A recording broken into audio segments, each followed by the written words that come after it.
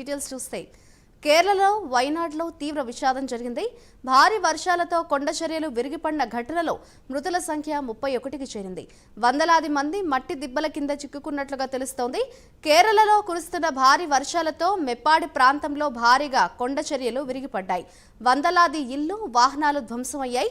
శిథిలాల కింద వందలాది మంది చిక్కుకున్నట్లు తెలుస్తోంది. ప్రమాదం రాత్రి సమయంలో జరగడంతో ప్రమాద తీవ్రత ఎక్కువగా ఉన్నట్లుగా తెలుస్తోంది. స్పాట్కు చేరుకున్న ఎన్డీఆర్ఎఫ్ సిబ్బంది సహాయక చర్యలు చేపట్టాయి. భారీ వర్షాలు, బ్రిడ్జిలు కూలిపోవడంతో సహాయక చర్యలకు ఇబ్బందులు ఏర్పడుతున్నాయి. దీంతో 2 హెలికాప్టర్లతో రెస్క్యూ ఆపరేషన్లు చేపట్టారు. వరద బాధితుల కోసం టోల్ ఫ్రీ నెంబర్ను ఏర్పాటు చేశారు.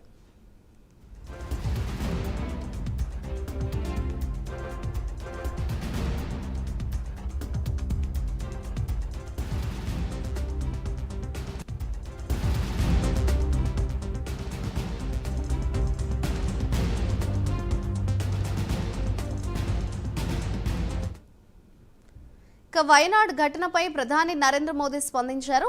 ఘటనలో చనిపోయిన వారి ఫ్యామిలీలకు 2 లక్షల రూపాయల ఎక్స్గ్రేషియా ప్రకటించారు. గాయపడ్డ వారికి 50,000 రూపాయలు ఇస్తామని తెలిపారు. ఇటు కేరళ సీఎం పినరాయి విజయన్తో ఫోన్లో మాట్లాడి ప్రమాద తీవ్రతపై ఆరా తీశారు. కేంద్రం నుంచి సాయం కొనసాగుతుందని తెలిపారు.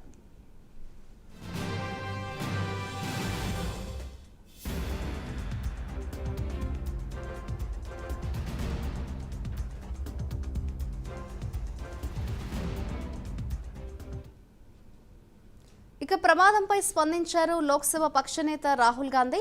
ప్రమాదంపై కేరళ సీఎం పినరాయి విజయన్తో ఫోన్లో మాట్లాడారు.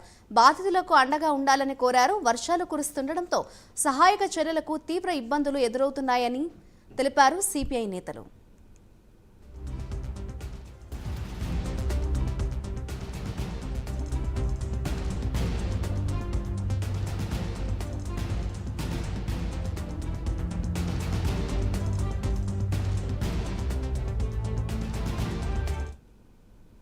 ఫ్లాష్ ఫ్లడ్స్ కారణంగా రికార్డు స్థాయిలో వరద బీభత్సం సృష్టించిందని చెబుతున్నారు అధికారులు.